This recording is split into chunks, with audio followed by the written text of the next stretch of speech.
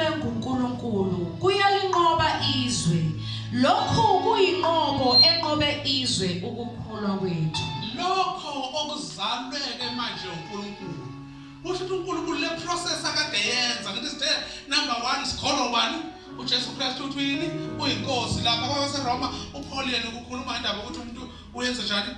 Uyakholwa enhlizweni avume ngani ngomlomo. That is the process. Bese uNkulunkulu eqala iprocess yokuyizalela ke lengane esithe iyafuna ukuba ukubuyela kuye. Kusho into eyenza ukuthi uJesu abe at the center. Yingoba umuntu wayekadonile akithi.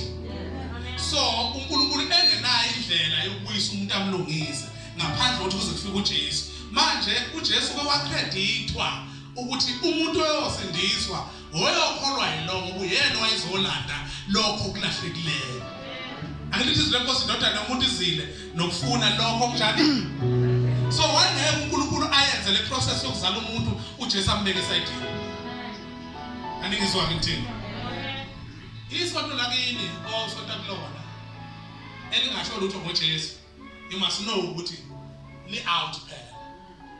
Ngale ukuthi khona umuntu oligxekayo. Linjani bazalwane? Likhishwa yilibi ivezi. Indodana yomuntu izile ukuzonzana. Uzofuna lokho kunjani? So uJesu wabe senikezwa ke le ukuthi akekho umuntu oyosindiswa engazange akholwe indaba yakhe.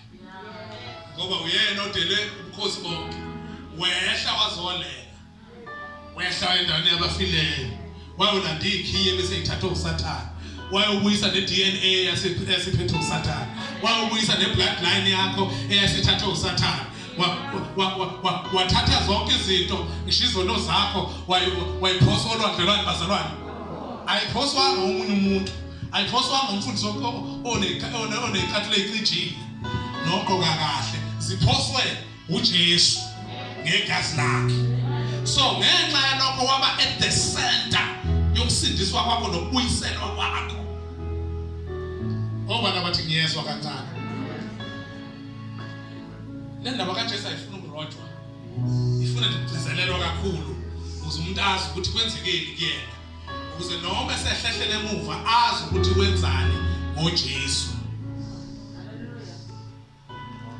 Obana bathi uma ngikhumbula engakwenzelwa ingozi angisoze kabuye. Uma ngikhumbula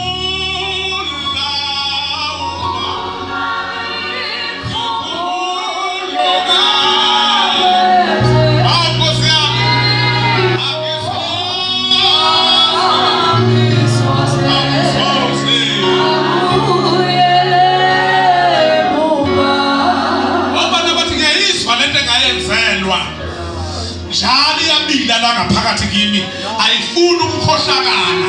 Ngoba wayikhohla into yenzelwe ubonakala indlela owenza ngayo lo usekhohla ukuthi wazalwa kanjani. Angisoze ngabuyele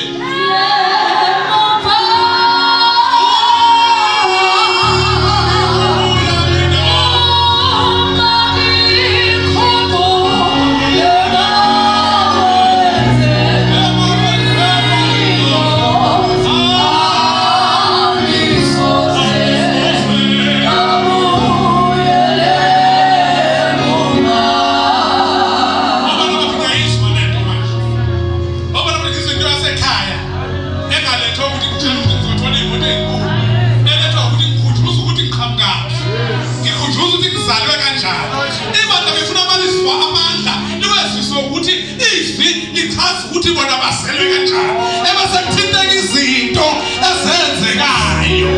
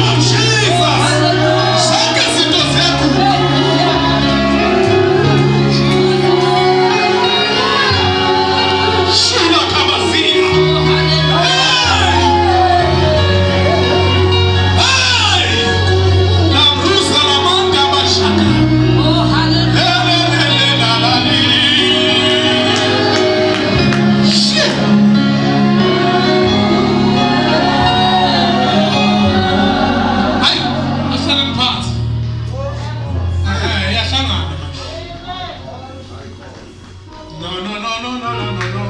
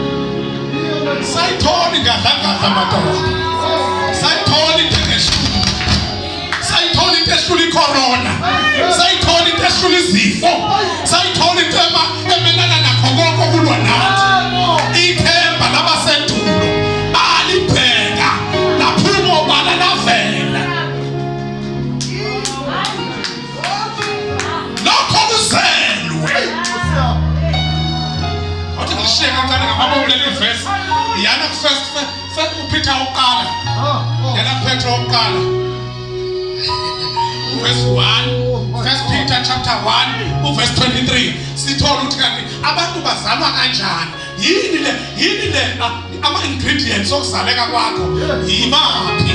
Ngoba sefuna sithola ama ingredients. Sizwile ukuthi method ukubukela uJesu simkholwe bese siyazalwa. Yini kodwa lesizalwa ngayo ke manje? I'll never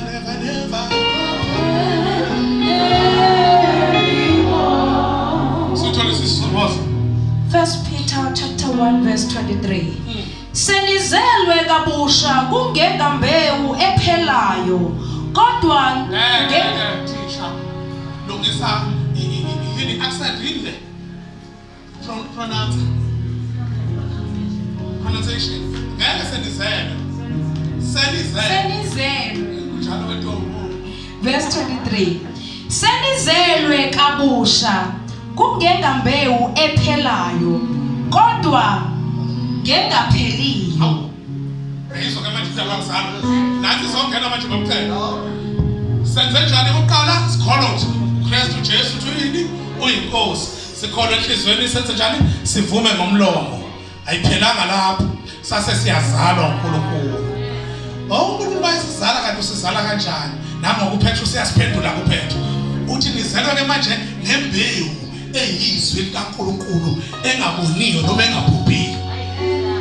Abese zothi yena uJohane lapha kuleli verse esilishile athi lokho kokuzelwe uNkulunkulu ekuzala ngani nembewu engabhubhiyo kuyalinqoba izwe. Hayi ngizokungitshela ukuthi wena ukhonza ini le oyibona yehlulwa kangaka. Ngoba uthiwa wena ngesikhathi uzalwa awuzalwanga ngamanzi owanikezwa abantu kulezi insuku, awuzalwanga nange-oil oyinikezwa abantu kulezi insuku, awuzalwanga nangey'cathulo ey'cijile abantu abazibabegqoke kahle sebephethe into eyiyona yona, awuzalwanga nangey'teji ey'phezulu nabaculi abasiriyasi nabaprofethi abasiriyasi. Cha, bona basuke bezodlulisa indaba yokuzalwa kwakho kodwa uzalwa yibo. Yabona uNkulunkulu la wayekhipha wonke umuntu kule nto. Wonke umuntu osekhukhumele othi uzele phela azi namhlanje wazale yakhe ingane ayizele. Hayi kodwa ekamoya yazalwa uNkulunkulu. Haleluya. Angizwakalanga. Wazale yakho ngazala uhlahla. Aze ngayophuma phansi igazi. Mhlawumbe ngisaqhubeka. Kodwa konke engikwenzile eMashumayela akuzalanga mina, uzala uNkulunkulu. Akekho owazala ekhulumela nje yakhe indaba, akekho owayixoxele yakhe inganekwane wazala.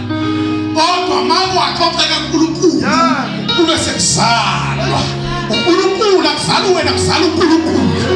Uma kungasazaleka wabuza uNkulunkulu ukuthi kungani ngasazaleki, ngoba ngiyikhuluma indaba yakho. Yini le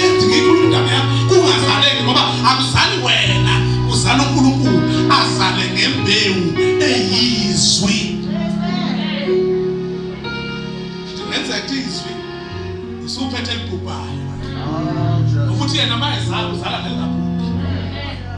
That's why ngithi mina ngiyamkhalela umzalwane ngisho yedwa wayo. Nina nithanda ukuyisa abazalwane, nina nithanda ukulimaza abazalwane ezibaxoshe ningakunanda ngisho bengasakhona.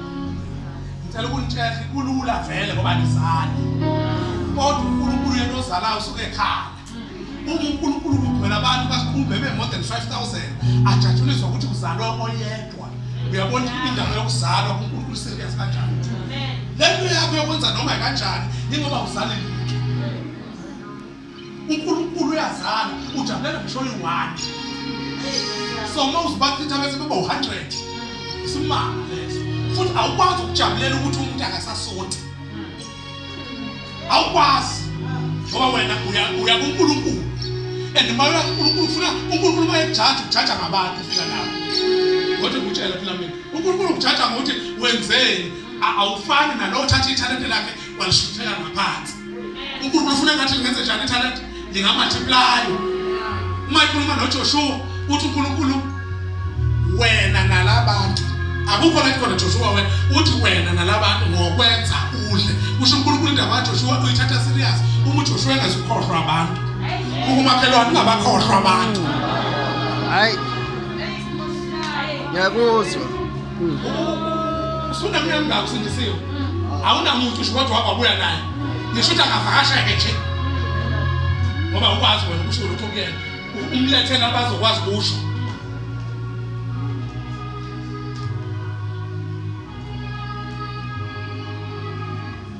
Siyazala. Kodwa masizala sizala ngezwi ngoNkulunkulu ezala. Akukho okuthini esizalayo izwe selishoyo lisizalela abantu. And empilweni yami kuyahlukumeza ukuthi mangizala ubaba ungidazana nomuntu azabe ngakho ngokudume lokakholwa. Kodwa mina ngizala namhlanje awe kusasa. Anizwa? Siyakuzwa. Anizwa? Ngithi ubaba ungidi ubaba uBheki uzala amajayenti namanje asekhona. Yini le uNkulunkulu ayisebenzisa ngoba uBhengenza ukuthi mayezala irecipe yezwi alifakile ubaba uBheki lilaste. Yini lenza ukuthi kube ne-T-Bex eselike lasebenza elingasena taste uma uzala. Usholo nizwi noma uvele wezwa abantu beshumayela nawe wasusho njalo. Iyaphila kodwa le mbewu oyinikeza abantu noma uthathe nje into esibolile sishule nawe. Ngisho ukuthi uyazama ke kuyakhona ovelayo novelayo aphele nje unyakusewile. Awunani umuntu ongamkhomba ukuthi kuzobeka lokho ukukhola ukubambile. Checka na kuwena. Before check abantu olokuxabana nabo uthi abakholwa kahle. Awuchecke na kuwe. Uthi imbewu wena obanikeza yona. Ipure yini? Yo. Noma ikhathele nezinto ezibi. Washo. Yanisiwe. Uthi uyiletha nawe vele ikhathile nezinto. Shubile. Uthi uNkulunkulu ngomlomo kaJohane kaPetro imbewu engabhubhi yazala ngayo wena. Yini enenkathi kanje kuwena mamuhlo? Phakathi kwazo zonke izinto ezilwa nawe yini le nenkathi kanje lenza umalini? Ingombewu ozalwe ngayo iyona ema nawe.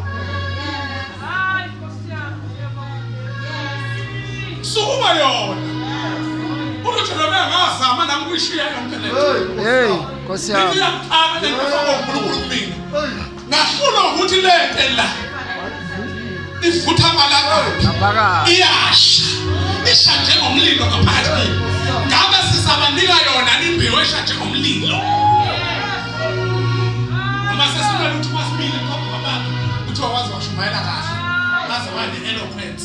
Yazi ulandelisa amavesi kamnandi. Umbonile begqoke kahle. Umbonile ukuthi uyakwazi uqala kamnandi indaba yakhe. Umbonile ukuthi ukwazi ukwenza kanjani. Sekwaduma nje izinto ke babonyama sokuthi masingena silandelana kuthiwe hey umbele umgodi. Ubona ukuthi lento yembewu engabhubhi ayisekho. Oh Jesus. Sekumelwana imgodi. Leyambewu yayingadili namgodi. Yayilungisa izinto ezonakele empilweni yomuntu. Yayilungisa iDNA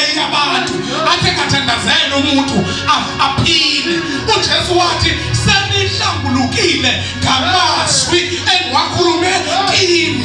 Akabathandazelanga, akababeka amazwi. Uthi la mazwi engiwashilo imbewu iyangena, imbewu iyangena, imbewu iyakha, imbewu iyanyakazisa, imbewu iyahlephula, imbewu iyahlukanisa izinto kubanjwe ngazo, imbewu eyizwi likaNkulunkulu. Awulindi ngisho deliverance, imbewu iyangena eyizwi likaNkulunkulu, ithemba lamakholwayo.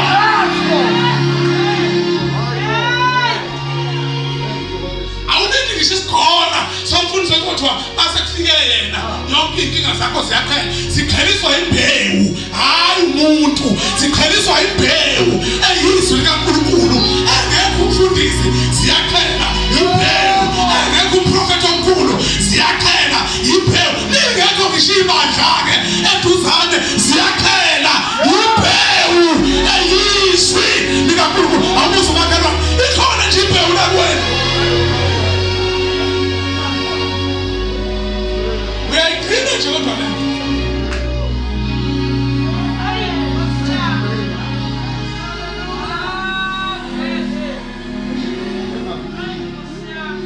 ifisa ukuthi mangiqeda la ekuphela nale nto kuzohudulwana sabalaza le nto asambelise esontweni. Hayi ngenqena namhlanje angisizwa nje, ngifuna imbewu ithi ngajabula lapho kwethu kimi. Asiye endlini kaJehova, izindawo zami zasezikhona uwamasangakho Jerusalema. Sohlangana nini uzizele wedwa ngoba imbewu thina umakhelwane iyasha, imbewu langaphakathi ayibhubhi lempela kimi.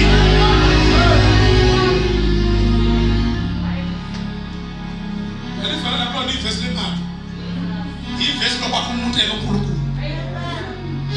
Enye into leyo ukuthi abantu bahambe bayohlala phansi balalela abantu abashumayela izisu nani babuye bashumayele leyo nto. Leli ivesi elithatha umuntu limsuse esikolweni limbeke kwaJesu. Ebese ethi ngihamba neqhawe, ngihamba Jehova.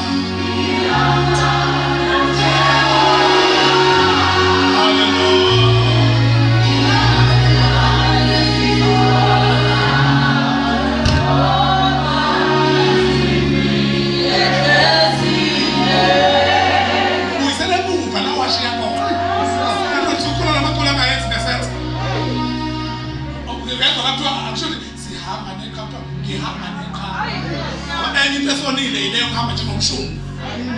Hayiko ngale nkonzo manje kusibani uyizwile ukuthi niyaqhubana, siyashumana niyaqhubana. Lento eyakho wedwa le, eyakho wedwa lento. Siyashumana niyaqhubana, niyamuzwa kusesho kini, uyezwa kusesho kubani. Yiyo le eyonakele. Ngihamba nani? Ngihamba nani?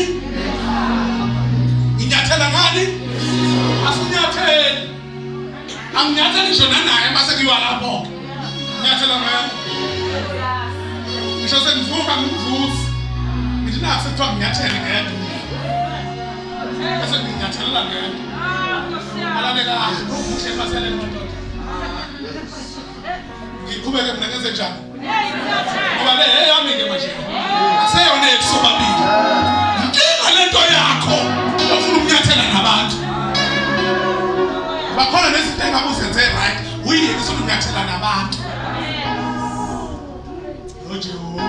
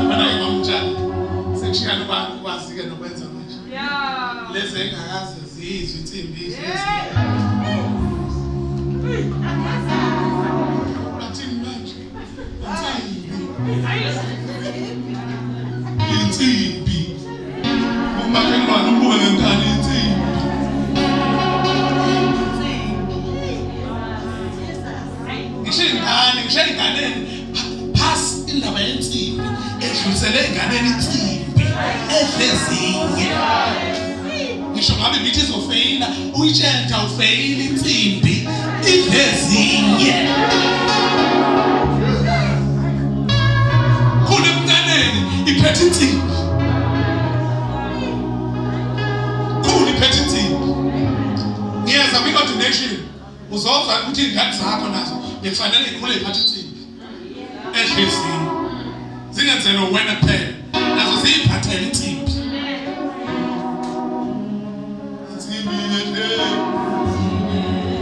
uthi kuPaul izwi Pastor Ntombi izwi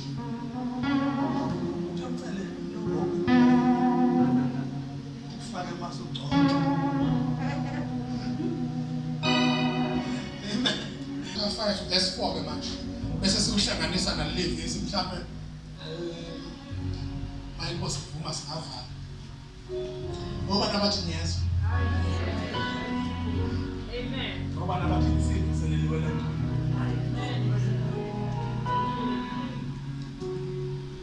unfortunately message akubazanga ukufika naye emabhethini kodwa manje lenisishubelela 3-4 weeks wonke same message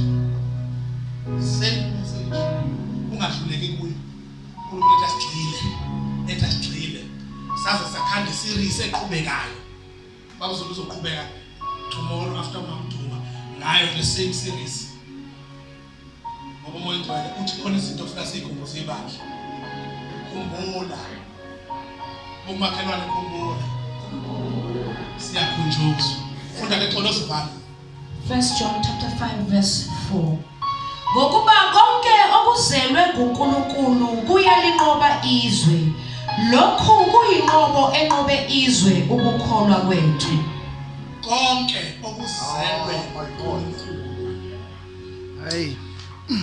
angazi owayebhala kungani asebenzisa ukonke ezikhuluma ngento ngoba phela ngaseqaleni usesitshelile ukuthi thina esizelwe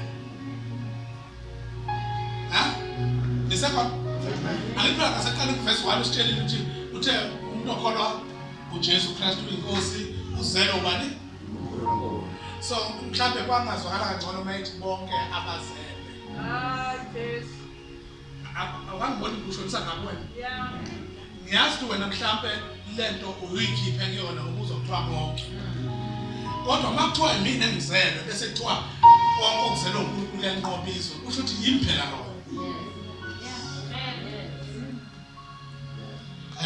it's an exciting message ukuthi kanti izwe ngenza njani mina ngoba mina engizelwe angithi izwe lithi iBhayibheli izwi lenkosi onke amazwi abhaliwe embhalweni aphefumulelwe ubani uNkulunkulu ukuze alungise aqondise kusho akukho okungamanga kusho uNkulunkulu uqinisile kulento ayishona ukuthi konke okuzelwe nguye yiphela loyo kwenza njani lento engishiphayo ukuthi kusho ukuthi kanti ngihamba nje ngqotshelwe yonke into phela mina in fact ayinokuthi ngisazonqoba ngihamba nje yonke into enze njani kusho uma ke ngavuma ukuzalwa yonke into isinjani hawu iserious phela le ndaba le yokuqala phansi ucabanga ukuthi wena uyisehluleki every time wena uhlezi kwakho ucabanga ukuthi wehluleka nje njalo uma usemsebenzini wena uyehluleka nje futhi le kuwe isize yakudla ukuthi wena kusho ngeke kwenzeke lutho kuwena. You know why abantu begcwala kangaka eindaweni ethize ingoba babizwa batshela ithemba lokuthi bazonqoba. Ngoba fika kumina senganqoba konke uma ufika kumina inkinga yakho incane kakhulu. Inkinga yakho incane futhi wathi ukukhombisa uNkulunkulu uyakubona ubrawo yena.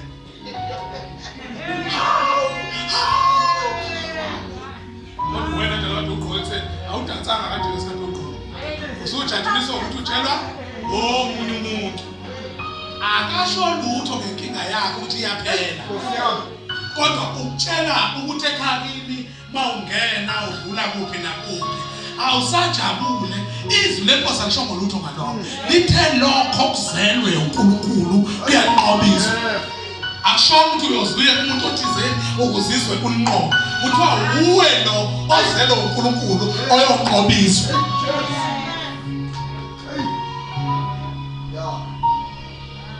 Unqoba ngani? Ngalo leli yazwi elingashunekile.